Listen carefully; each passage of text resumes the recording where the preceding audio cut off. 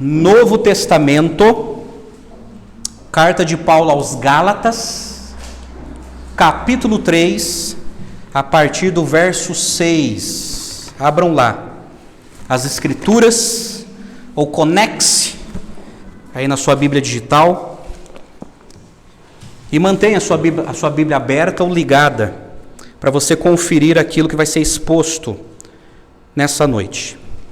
Carta de Paulo aos Gálatas, capítulo 3, hoje eu quero fazer uma exposição do verso 6 ao 14. E hoje eu quero falar sobre o assunto do texto, a experiência de Abraão. A minha oração é que a experiência de Abraão também seja nossa. Carta de Paulo aos Gálatas, capítulo 3, a partir do verso 6. Acompanhe comigo a leitura da Escritura. É o caso de Abraão, que creu em Deus, e isso lhe foi atribuído para a justiça. Saiba, portanto, que os que têm fé é que são filhos de Abraão. Ora, tendo a Escritura previsto que Deus justificaria os gentios pela fé, pré-anunciou o Evangelho a Abraão, dizendo: em você serão abençoados todos os povos. De modo que os que têm fé são abençoados com o crente Abraão. Pois todos os que são das obras da lei estão debaixo de maldição, porque está escrito: maldito todo aquele que não permanece em todas as coisas escritas no livro da lei para praticá-las. E é evidente que, pela lei, ninguém é justificado diante de Deus, porque o justo viverá pela fé. Ora, a lei não procede de fé, mas aquele que observar os seus preceitos, por eles viverá.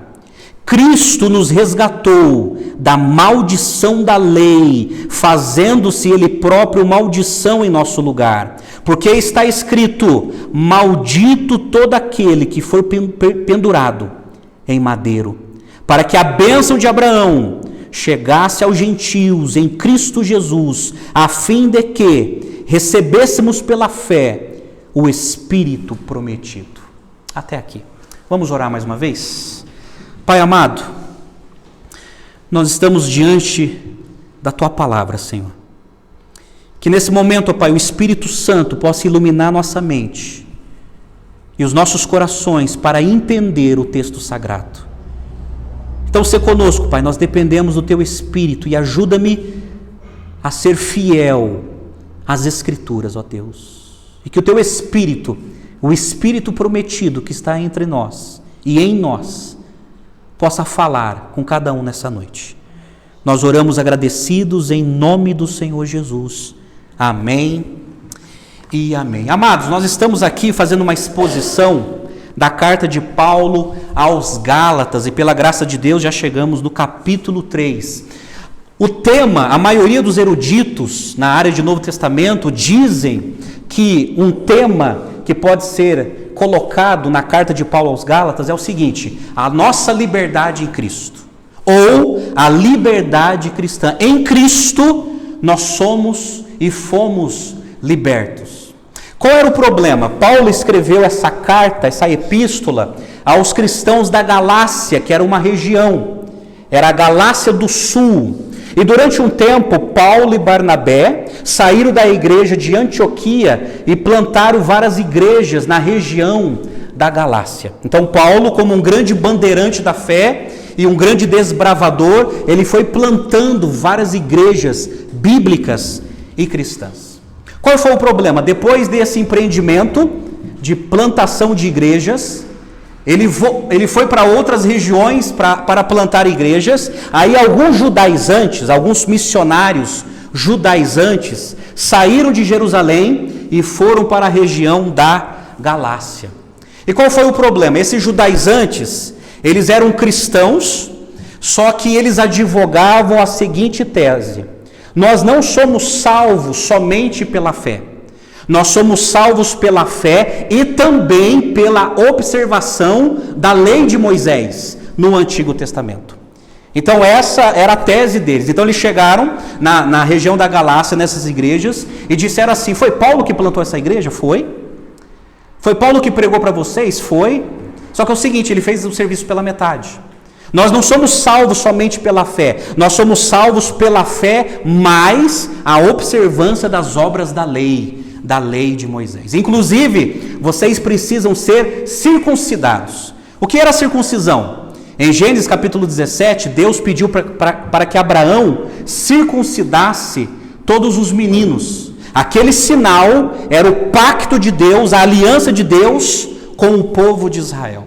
Então o grande problema do teor da carta de Gálatas é o mesmo problema hoje. É quando as pessoas pensam que serão salvas por Deus, que serão perdoadas por Deus, quando colocarem a sua fé em Jesus, mas isso não é suficiente. É a fé e mais a concessão. É a fé e mais as obras da lei, é a fé mais as obras de caridade, é a fé mais a ética.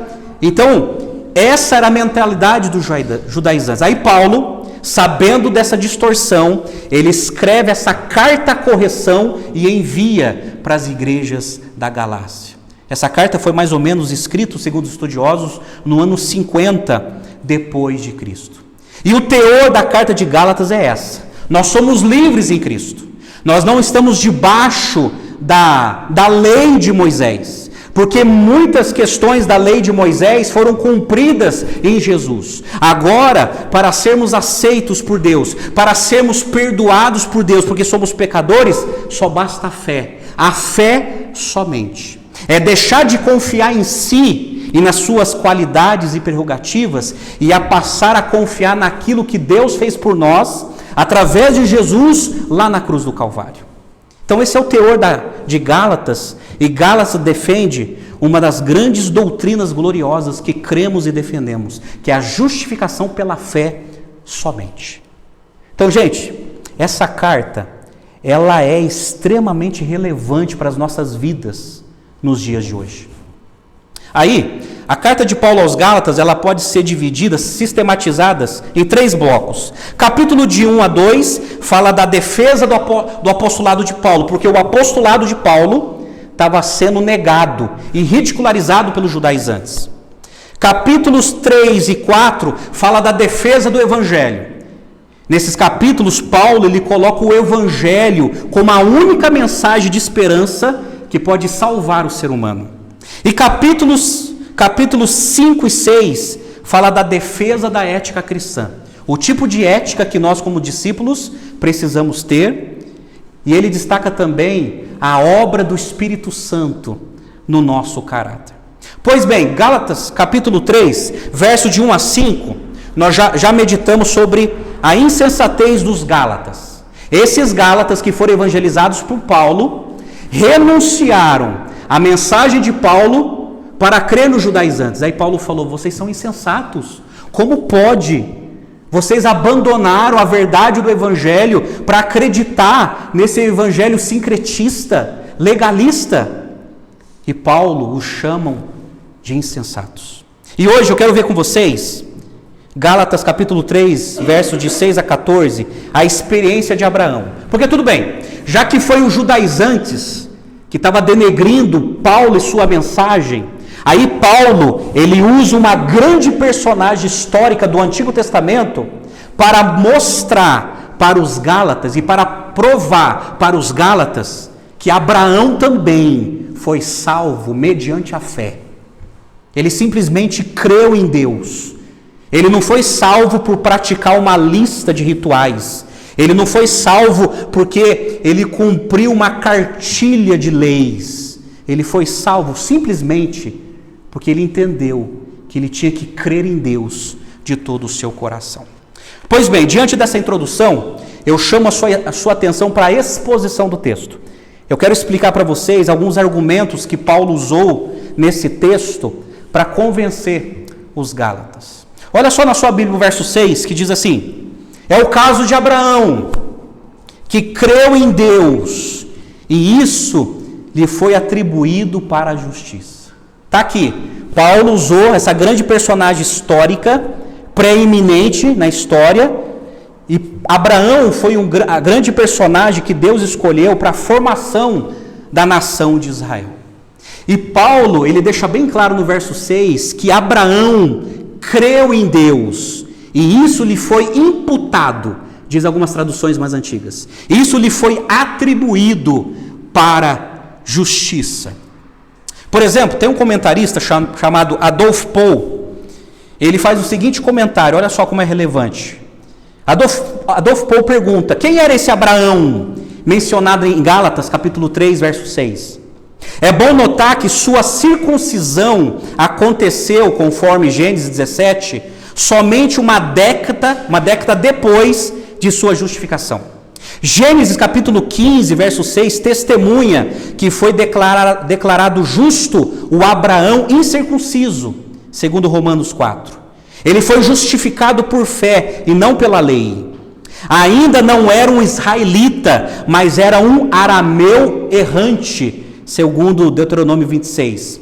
Pertencendo, olha só o histórico de Abraão, pertencendo à comunidade cultual da divindade lunar, que tinha seus centros religiosos em Ur de Caldeus e em Harã. Segundo Romanos capítulo 4, ele era um ímpio. O que é um ímpio? Uma pessoa que não tinha relacionamento com Deus. Foi a ele que Deus chamou para junto de si, começando por meio dele, a história da bênção para os povos do mundo. Então, segundo o registro de Moisés, que foi o escritor do livro de Gênesis, e Paulo aqui está destacando esses escritos, dizendo o seguinte: olha, Abraão, antes de ser chamado por Deus, ele era um idólatra. Ele vivia em Ur dos Caldeus, numa cidade ancestral, e vivia em Harã, na comunidade cultual da divindade lunar, mas um dia, Deus o encontrou. Deus o chamou, Gênesis capítulo 12. E Deus o converteu, e Deus disse: sai da tua terra, sai da tua parentela, sai da casa do teu pai e vá para uma terra que eu te mostrarei. Ali, quando Deus chama Abraão, Abraão é convertido, é convocado e enviado. Esse foi o encontro que Abraão teve com Deus. Mas aqui Paulo, ele cita Abraão dizendo o seguinte, que Abraão creu em Deus, e isso lhe foi imputado, foi atribuído como justiça. Por exemplo, Abraão, ele não praticou alguma coisa para chamar a atenção de Deus para ser abençoado, não é isso? Abraão, ele não ofereceu alguma coisa para Deus na tentativa de chamar a sua atenção para que Deus pudesse abençoá-lo. Não, ele simplesmente ouviu a voz de Deus e creu. Deixando a sua idolatria, deixando a sua astrologia, e ele ouviu uma voz. Simplesmente ele ouviu uma voz. Aquela voz o converteu, o convocou e o enviou, e ele creu. E diz a palavra de Deus que isso foi atribuído para a justiça. Justiça no sentido de ele foi obediente às ordens justas de Deus. Isso foi atribuído como justiça e ele foi justificado. Interessante que essa palavra, quer no Antigo Testamento e mais claramente no Novo Testamento, é tirado do mundo jurídico da época, dizendo o seguinte: ele foi declarado justo, ele foi inocentado, a culpa desse réu foi retirado. Os pecados de Abraão foram absolvidos, e agora ele estava livre para obedecer a Deus e ir para uma terra que Deus iria revelar. Pois bem, olha só o verso 7. Aí o verso 7, Paulo escreveu assim: saibam, portanto, que os que têm fé é que são filhos de Abraão. Por que Paulo está usando esse argumento? Paulo está usando esse argumento o seguinte, que todo aquele que confia em Deus, como Abraão confiou, estes são filhos de Abraão. Porque na cabeça dos judaizantes só era filho de Deus quem obedecia à lei de Moisés, quem se circuncidava, quem obedecia às leis nas áreas de alimentação, que não podia comer algumas comidas, tinha que guardar um dia sagrado, tinha que participar das festas religiosas, e por se envolver em tudo isso, os judaizantes diziam: esses são os filhos de Abraão.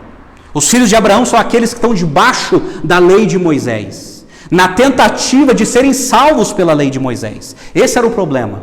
Muitos judaizantes estavam dizendo o seguinte: a fé em Jesus não é suficiente, você precisa cumprir a lei de Moisés para ser salvo, para ser perdoado. E Paulo não, esse não foi o caso de Abraão. Abraão simplesmente ele creu em Deus, e isso lhe foi imputado como justiça, e ele foi perdoado. E outra, todos aqueles que têm fé em Deus, no Deus de Abraão, esses são filhos de Abraão.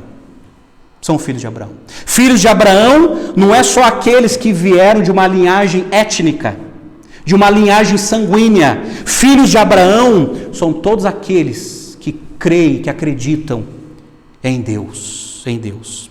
Os crentes judeus e gentios são os verdadeiros filhos espirituais de Abraão, pois eles seguem o seu exemplo. Permita-me trazer um comentário do teólogo Risby. Ele evidencia a lógica de Paulo. Olha o que ele escreveu. A lógica de Paulo foi o seguinte: se Deus prometeu salvar os gentios pela fé, isso é, os estrangeiros, os não-judeus, os judaizantes estavam errados em querer levar os cristãos gentios de volta para a lei. Os verdadeiros filhos de Abraão não são os judeus por descendência física, mas os judeus e os gentios que creem em Jesus Cristo. Fecha aspas. É isso. Os verdadeiros filhos de Deus, os verdadeiros filhos de Abraão, são aqueles, pelo exemplo de Abraão, que passaram a acreditar em Deus, em seu perdão, independente das leis, independente do rito religioso. Crê somente na misericórdia e na graça de Deus. Aí olha o verso 8, ele continua o argumento assim: ora, tendo a Escritura previsto que Deus justificaria os gentios pela fé, pré-anunciou o Evangelho a Abraão, dizendo: em você serão abençoados todos os povos. Agora é interessante que Paulo, o apóstolo, é extremamente bíblico, ele é extremamente escriturístico. E novamente ele busca nas Escrituras dizendo o seguinte: olha, as Escrituras do Antigo Testamento, a Bíblia hebraica já estava prevendo isso, que os gentios, os não-judeus, seriam justificados. Por exemplo, tem um salmo que diz que todos os povos um dia vão glorificar a Deus. E que a nação de Israel era apenas uma luz entre as nações para resplandecer a glória de Deus entre todos os povos. Entre todos os povos. É por isso que o Messias, ele veio da nação de Israel. E aí Paulo, ele usa um argumento escriturístico. Olha, a Bíblia hebraica, as Escrituras já tinha previsto que Deus perdoaria, salvaria os gentios também. Isso não é privilégio só dos judeus, mas isso é privilégio de todo aquele que nele crê. Todo aquele que nele crê. E ele diz aí o seguinte, que pré-anunciou o Evangelho a Abraão. Paulo deixa bem claro que aquela voz que Abraão ouviu lá no deserto era a voz de Deus anunciando o Evangelho para o ancestral Abraão. E Deus o convenceu, o converteu e o enviou. E Deus deixou bem claro em Gênesis capítulo 12, verso 13: em você serão abençoados todos os povos. Amados, Deus falou com Abraão dizendo o seguinte: olha, em você todos os povos do planeta Terra, muitas pessoas serão alcançadas pela mesma mensagem que você está sendo alcançado agora. Através de você que está crendo em mim, muitos pelo seu exemplo crerão em mim e serão justificados, serão perdoados. Essa fé preciosa não foi atribuída somente a você, Abraão, mas essa fé que eu te dei, que te capacitou a crer em mim, vai ser distribuída a todos os povos, a todas as gerações. É por isso que fazemos missões, gente. Por isso que pregamos o Evangelho até em países que não têm liberdade religiosa. Colocamos a nossa cabeça a prêmio para levar essa fé que foi pré-anunciada para Abraão lá no Antigo Testamento. Olha o verso 9 comigo. De modo que os que têm fé são abençoados com o crente Abraão. Sejam judeus ou gentios, o Antigo Testamento pré-anunciou que os gentios receberiam as bênçãos da justificação pela fé, assim como Abraão. Essas bênçãos são derramadas sobre todos por causa de Cristo. Aí o grande reformador do século XVI, João Calvino, ele comenta o verso 9 dessa maneira, olha só, que maestria, abre aspas. De modo que os da fé são abençoados com o crente Abraão. É bastante enfática. Eles são abençoados não com o Abraão circuncidado, não com pessoas que têm o direito de se gloriar nas obras da lei, não com os hebreus, não com pessoas que confiam em sua própria dignidade, mas com o Abraão que pela fé somente obteve a bênção. Nenhuma qualidade pessoal é levada em conta aqui, somente a fé. A palavra abençoados é usada de forma variada nas Escrituras. Aqui, porém, ela significa a adoção, a herança da vida eterna. Fecha as aspas. É isso que Paulo quer dizer. E é isso que Calvino comentou. Ninguém é salvo pela sua dignidade. Ninguém é salvo porque foi digno de cumprir a lei de Moisés. Ninguém é salvo porque foi digno porque teve uma vida ética elevada nessa vida. Não foi isso que Abraão considerou. Ele reconheceu que era um pecador e ele creu na graça e na misericórdia de Deus. E se entregou a Deus, ouvindo a sua voz e obedecendo a sua voz. Então Paulo, gente, versos 6 a 9, ele está destacando a fé de Abraão, que é um grande exemplo para nós. Abraão creu em Deus e foi justificado. Isso foi atribuído como justiça. Essa palavra imputado, atribuído, significa foi creditado na conta, foi colocado na conta. Então Abraão creu em Deus, confiou no perdão de Deus e Deus colocou na conta de Abraão o seu perdão, a sua graça, a sua misericórdia, mesmo Abraão entendendo que não merecia. Gente, esse é o poder do Evangelho. O Evangelho nos desnuda. Ela tira toda a nossa dignidade e mostra o seguinte, a nossa pecaminosidade. Que somos pecadores.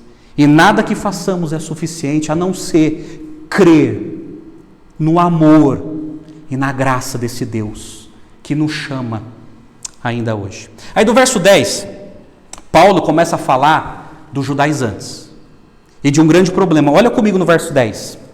Pois todos os que são das obras da lei estão debaixo de maldição. Isso é muito sério. Aí Paulo escreve assim, porque está escrito, maldito todo aquele que não permanece em todas as coisas escritas no livro da lei para praticá-las. O que Paulo está dizendo aqui? Olha só, os judaizantes que ensinaram para vocês esse evangelho pervertido, que está perturbando a mente de vocês, é o grande problema que ninguém que viveu nessa face da terra, ou ainda vive, ninguém consegue cumprir as exigências da lei de maneira perfeita. Ninguém. E por não cumprir a lei de maneira perfeita, essas pessoas estão debaixo de maldição por causa das suas incapacidades. Ninguém tem a prerrogativa, ninguém tem a potencialidade de cumprir a lei de Deus de maneira perfeita. E esse era o argumento dos judaizantes. Não, vocês não são salvos só pela fé, vocês precisam cumprir a lei de Moisés. E Paulo está dizendo, não, vocês não são capazes. Vocês não são capazes de cumprir a perfeição da lei de Deus, que é o padrão de sua santidade. Mas nós somos salvos pela fé, porque reconhecemos a nossa pequenez. Agora os judaizantes estavam batendo na seguinte tecla: vocês precisam cumprir a lei. Aí Paulo, mais uma vez, ele é bíblico, e ele pega um texto lá do Antigo Testamento, Deuteronômio 27, 26, que diz: maldito todo aquele que não permanece em todas as coisas escritas no livro da lei, para praticá-las. Maldito. Maldito é a incompetência humana. Maldito é a incapacidade humana em não conseguir praticar. E todos aqueles que se apoiam nas obras da lei serão amaldiçoados por causa da sua incompetência. E Paulo, mais uma vez, ele usa um texto do Antigo Testamento convencendo os Gálatas. É por isso que Tiago escreveu em sua carta, capítulo 2, verso 10, ele escreve algo muito importante. Ele escreveu assim: pois quem guarda toda a lei, mas tropeça em um só ponto, se torna culpado de todos. Repito, mas quem guarda toda a lei, mas tropeça em um só ponto, se torna culpado de todos. Por exemplo, você pode pegar os 10 mandamentos. O primeiro mandamento diz assim: não terás outros deuses além de ti. E a pessoa pode até entender isso: não, eu não tenho outro Deus a não ser o Senhor. Segundo mandamento: não farás para ti imagem de escultura. E a pessoa: não, eu não me dobro diante de imagem de escultura. Não tomarás o nome do teu Deus em vão. A pessoa é zelosa: não, eu não tomo o nome de Deus em vão. Guardarás o dia para descansar. A pessoa descansa naquele dia. Mas quando chega no 10º mandamento, é o não cobiçarás. Aí até Paulo em Romano ele diz assim: eu como judeu já quebrei esse mandamento. Por causa da minha incapacidade, o não cobiçarás está ali, cutucando a minha ferida e dizendo o seguinte: eu não sou suficiente para guardar toda a lei. Ai de mim, porque eu sou pecador. Maldito o homem que sou. E é isso que Paulo está dizendo: maldito todo aquele que não praticar todas as leis. A questão é impossível. É impossível praticar toda a obra da lei. Por isso que no verso 11, ele diz assim: é evidente que pela lei ninguém é justificado diante de Deus, porque o justo viverá pela fé. Mais uma vez, Paulo lhe repete aquilo que ele escreveu no capítulo 2, verso 16, que ninguém vai ser justificado, vai ser declarado justo, ninguém vai ter os seus pecados absolvidos, a sua culpa removida, porque cumpriu a lei. Mas evidente que seremos justificados somente pela fé, porque o justo viverá pela fé. E aqui ele usa a Bíblia de novo, lá em Abacuque. Ele usa o texto de Abacuque, o profeta Abacuque. O justo viverá pela fé. O justo viverá pela fé. Amados, essa foi a grande bandeira da Reforma Protestante. O justo viverá pela fé. Aquele que foi perdoado por Deus, aquele que foi inocentado por Deus no tribunal de Deus e se tornou justo, perdoado, absolvido, esse justo, ele sempre viverá pela fé. O que é fé, gente, na Bíblia? Fé é deixar de confiar em si e passar a confiar naquilo que fizeram por nós. E o que fizeram por nós? Deus enviou o seu Filho como nosso representante, como nosso substituto, como nosso fiador, e na cruz do Calvário ele recebeu toda a penalidade da lei que estava contra nós, foi cravado em Cristo. E aí isso é fé, é passar a confiar naquilo que ele fez por nós na cruz do Calvário. Fé é se despojar do seu eu. Fé é parar de confiar em si mesmo, na sua dignidade, nas suas qualidades, nas suas prerrogativas, porque nada disso é suficiente para resolver o nosso problema, que chama-se pecado. Nada disso. E nem a nossa religiosidade tem a potencialidade de resolver o nosso problema, que é o pecado. Mas a fé, o justo viverá confiando em Deus, confiando na graça de Deus, confiando sempre no amor de Deus. Sempre o justo viverá pela fé. Um outro teólogo chamado William Hendrickson, ele escreveu o seguinte, olha que interessante, abre aspas, Paulo explica que depender da lei significa depender de si mesmo. Exercer a fé significa depender de Cristo. E um outro estudioso, ele escreveu o seguinte, que Paulo sintetiza essa verdade essencial do cristianismo. A fé fica sendo a fé em Cristo. Justo significa ser contado como justo aos olhos de Deus.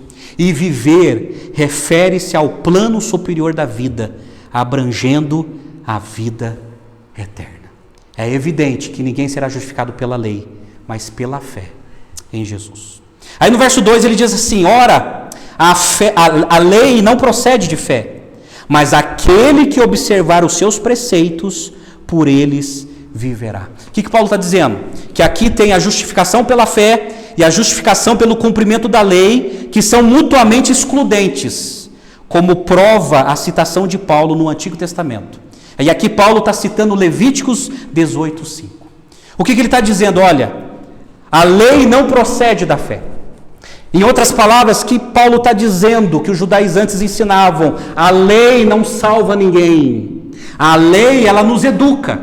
A lei, ela nos mostra a santidade de Deus, mas a lei não nos salva. A lei, ela mostra os nossos erros. Ela mostra os nossos pecados. Ela mostra a nossa humanidade caída. Então, a lei não procede de fé. E somente a fé é que nos leva a obter o perdão. Aí no verso 13 ele diz assim, aí ele fala de Jesus. Cristo nos resgatou da maldição da lei, fazendo-se ele próprio maldição em nosso lugar. Porque está escrito, maldito todo aquele que for pendurado no madeiro ou em madeiro. Interessante, essa palavra resgatou é uma palavra grega do Novo Testamento grego que Paulo tirou do mundo comercial daquela época, do século I. No mundo comercial naquela época ainda existia a comercialização de escravos e muitos senhores que tinham dinheiro naquela época, eles podiam resgatar, eles podiam comprar um escravo para que ele pudesse trabalhar para ele mesmo ou para que pudesse libertá-lo. Então alguns senhores compravam alguns escravos para que com grande generosidade libertá-los. Mas tinha que comprar. Cada escravo tinha um preço. E alguns os resgatavam, os compravam, tirando do regime da escravidão, para depois libertá-los. Essa é a palavra resgatou que Paulo está usando aqui. E Paulo está dizendo que Cristo nos resgatou da maldição da lei. Por quê? Porque todos nós estávamos devendo para a lei de Deus. Todos nós já violamos a lei de Deus. Todos nós. E essa maldição, essa penalidade que estava sobre os nossos ombros, Cristo, ele nos comprou, nos tirando do regime da lei, para nos dar a salvação e tirar de nós a penalidade dos nossos pecados, a penalidade da lei sobre nós. É por isso que o texto diz assim, fazendo-se ele próprio maldição em nosso lugar. Ele fez isso ao suportar na cruz a ira de Deus pelos pecados dos cristãos. Cristo levou sobre si a maldição que estava sobre aqueles que violaram a lei. E Paulo cita Deuteronômio 21, 23. Permita-me trazer alguns comentários do John Stott. Ele tem razão quando diz que a maldição foi transferida de nós para Cristo. Ele a colocou voluntariamente sobre si mesmo, a fim de nos libertar dela. E essa transferência da maldição que explica o horrível grito de abandono e solidão que ele anunciou na cruz. Eu estou de pleno acordo também com Adolf Paul, de que Cristo não se fez maldição porque transgrediu a lei. Ao contrário, foi obediente até a morte e morte de cruz. Ele se ofereceu sem mácula a Deus, sem defeito e sem mácula. Porém, se não suportou a maldição por si, ele a suportou por nós, o justo morrendo pelos injustos, segundo Pedro, o apóstolo. Você entendeu? Deus nos comprou, Cristo nos resgatou, nos comprando, nos retirando da penalidade da lei e nos dando o perdão dos nossos pecados. Aí ele finaliza, olha o verso 14, Ele finaliza assim: para que a bênção de Abraão chegasse aos gentios em Jesus Cristo, a fim de que recebêssemos pela fé o Espírito prometido. A bênção de Abraão chegasse aos gentios. Quem são os gentios? Os estrangeiros, os não-judeus, todos os povos, todas as tribos, todas as etnias. A bênção de Abraão, que é o evangelho que foi revelado ao coração de Abraão no Antigo Testamento, essa bênção vai chegar a todos os gentios. E outra, a fim de que recebêssemos a fé através do Espírito prometido. Olha só, gente, que interessante que Paulo está falando. Ninguém é justificado pela lei.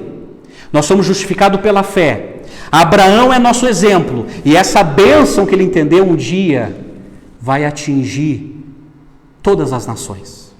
E receberão essa mesma fé, essa capacidade de crer. E receberão através do Espírito prometido.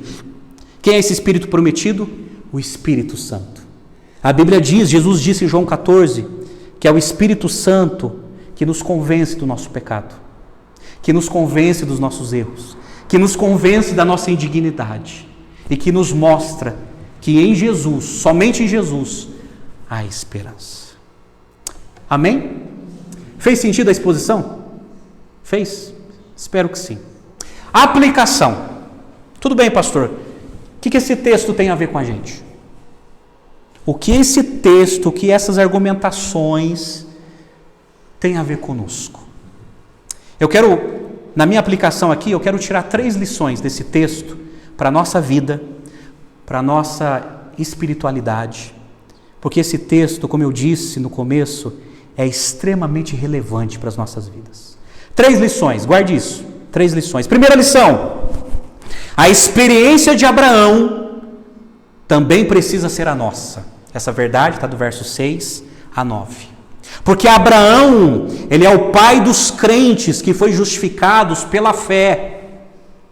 Abraão não foi perdoado por Deus porque cumpriu vários rituais religiosos. Abraão não foi perdoado porque ele veio de uma tradição religiosa. Abraão, ele teve um encontro com Deus. E ele foi justificado, ele creu em Deus, ele creu naquela voz, ele creu naquele amor. Ele creu, largando todo o seu histórico de idolatria e crendo naquela voz e obedecendo aquela voz. A experiência de Abraão também precisa ser a nossa. A pergunta que eu te faço é: você já ouviu a voz de Deus? Deus te chamando, Deus falando, Deus confortando, Deus descortinando e mostrando a verdade para você. Ali, Deus estava mostrando a verdade a Abraão. E Abraão deixou a sua velha vida para seguir uma voz celestial. Eu creio no Senhor. Eu creio no Senhor. A experiência de Abraão precisa ser a nossa. Olha, eu tenho falado aqui, a sua experiência, não adianta você pegar carona na experiência dos outros. Não adianta você pegar carona na fé dos seus pais, na fé do seu marido, da sua esposa, dos seus filhos. Não adianta, você precisa ter a sua experiência com Deus. A sua. A nossa experiência com Deus é pessoal, é individual, é insubstituível. Todos nós precisamos ouvir essa voz dizendo: Rodrigo, você é um pecador, é um miserável pecador, e só em mim você vai ter remissão, você vai ter redenção e transformação. Abraão ouviu essa voz. E Paulo, para solidificar o seu argumento, ele usa essa personagem histórica para dizer: olha, Abraão também creu em Deus. Ele foi salvo somente pela fé, e pela fé somente. Os gentios são justificados pela fé. Os estrangeiros, gentios somos nós. Todo gentio que não teve acesso à lei de Moisés, que não conhece a historicidade do Antigo Testamento, quando ouve o Evangelho, tem a oportunidade e, ao mesmo tempo, totalmente ele é persuadido a crer em Deus e a crer em Jesus. A pergunta que não pode calar: qual é a sua experiência com Deus? Ah, pastor, a minha experiência é através da tradição religiosa. Não é isso que eu estou falando, porque isso não importou para Abraão quando ele ouviu essa voz. Ele jogou toda a tradição religiosa que ele tinha. Tudo que ele aprendeu com seus pais, ele jogou fora, ao ouvir aquela voz. Qual é a sua experiência? Ah não, pastor, eu sou um zeloso cumpridor de rituais religiosos. Não é isso que eu estou falando. Isso não pode te salvar. Isso não vai te redimir. Isso não vai te levar perto de Deus. O que vai te levar perto de Deus é essa fé de Abraão. É crer somente, exclusivamente em Deus. Em Deus. Que esse Deus pode me perdoar. Que esse Deus pode me salvar de mim mesmo e dos meus pecados. Que esse Deus pode conduzir a minha vida nos planos dele. A experiência de Abraão também precisa ser a nossa. A minha oração, que cada um que está aqui me ouvindo e assistindo, possa ter a sua experiência com Deus. A sua experiência. Amados, esse é o nosso maior legado. É a nossa experiência com Deus. Segunda lição que eu destaco. Cristo nos resgatou da maldição da lei que estava sobre nós. Essa verdade está do verso 10 a 13.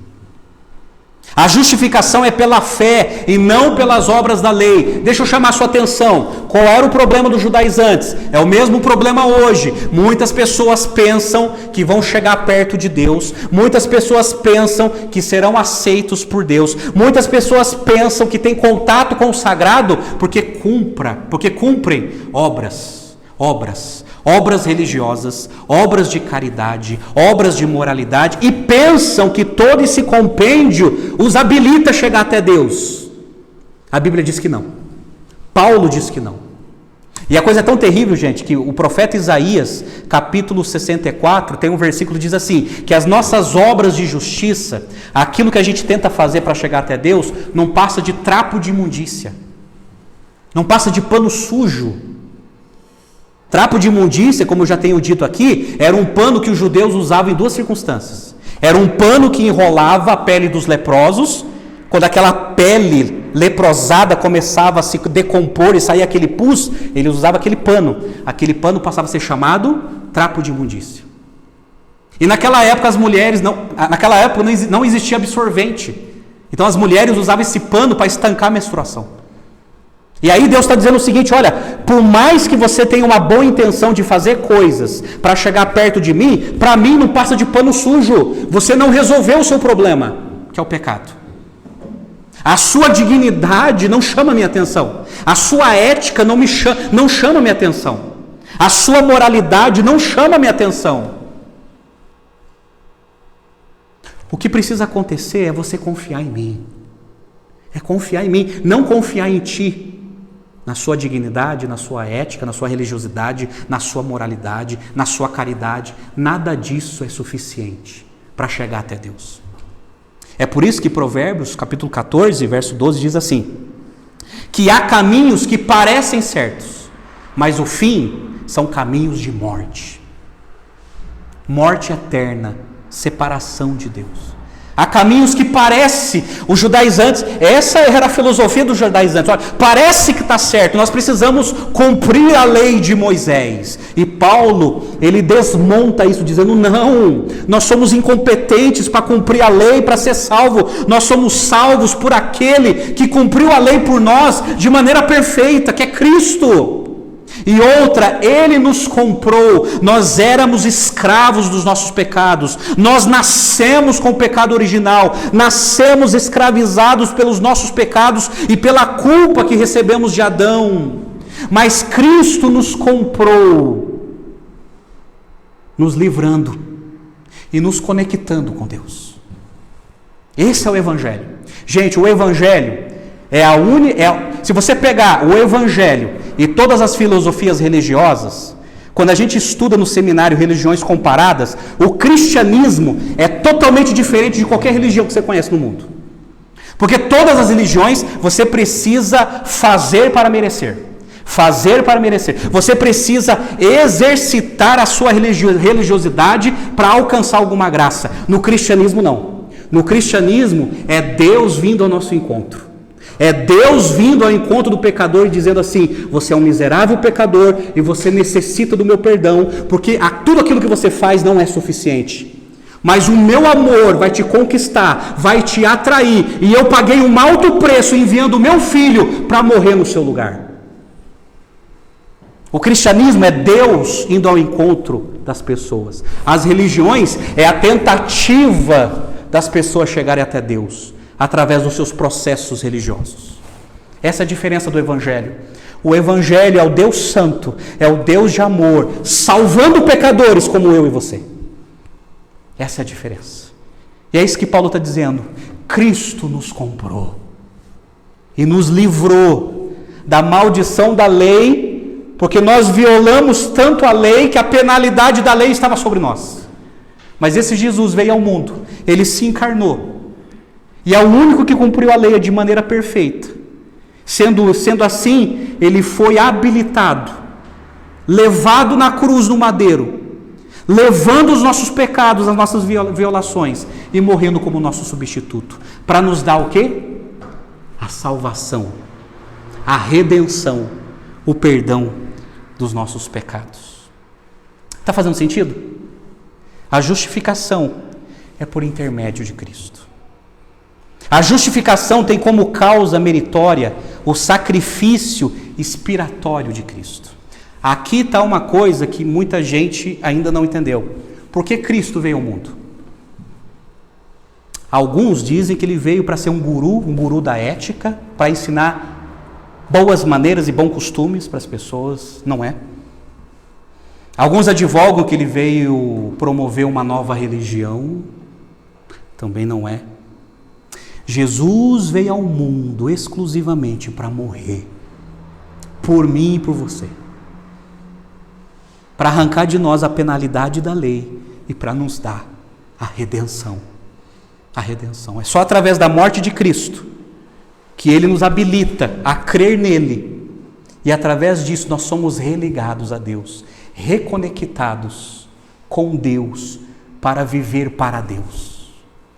É assim, gente. E a justificação tem como causa meritória não as nossas obras, mas a obra da morte de Cristo na cruz.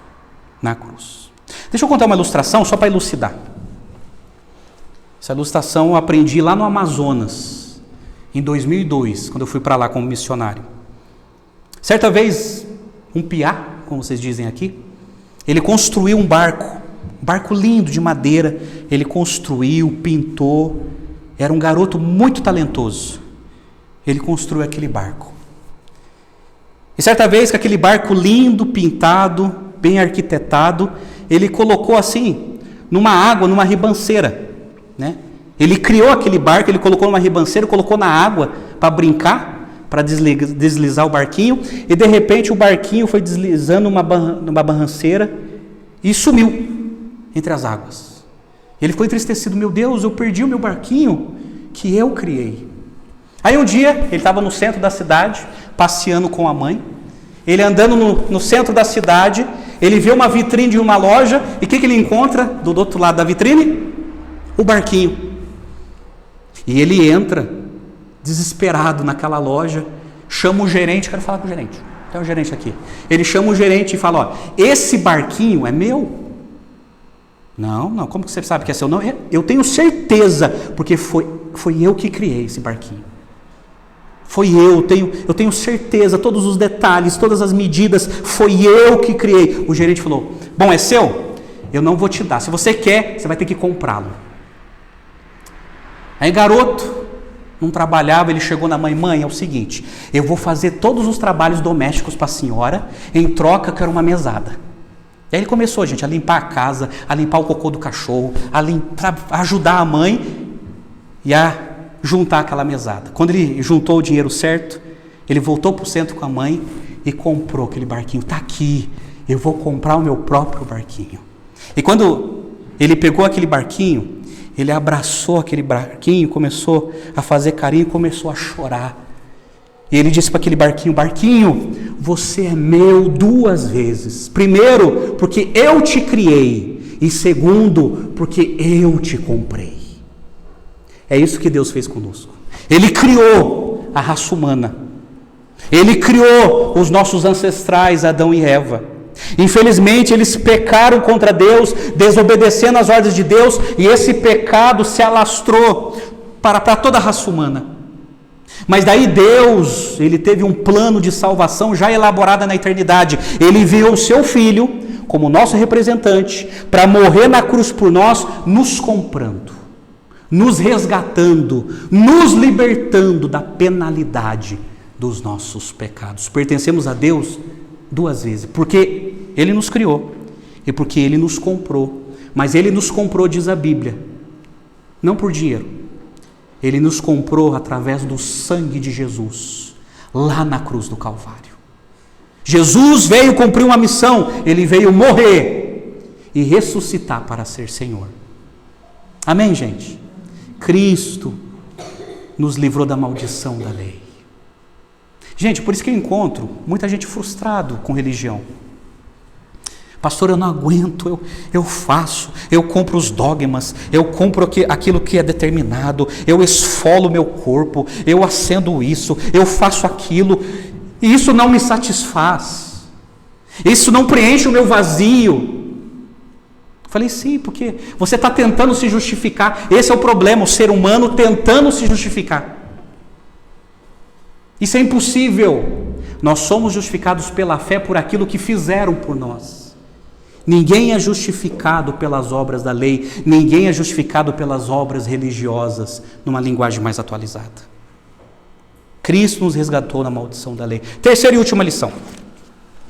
A bênção de Abraão chegará a todas as nações. Verso 14. A justificação pela fé é a bênção de Abraão destinada a todos que creem em Jesus. Oh, amados. Mateus, capítulo 24, verso 14, Jesus diz que esse evangelho do reino um dia vai ser espalhado para todas as nações. Então, virá o fim. Jesus prometeu, e eu não sei explicar para você como isso vai acontecer, um dia o evangelho vai entrar em todas as nações.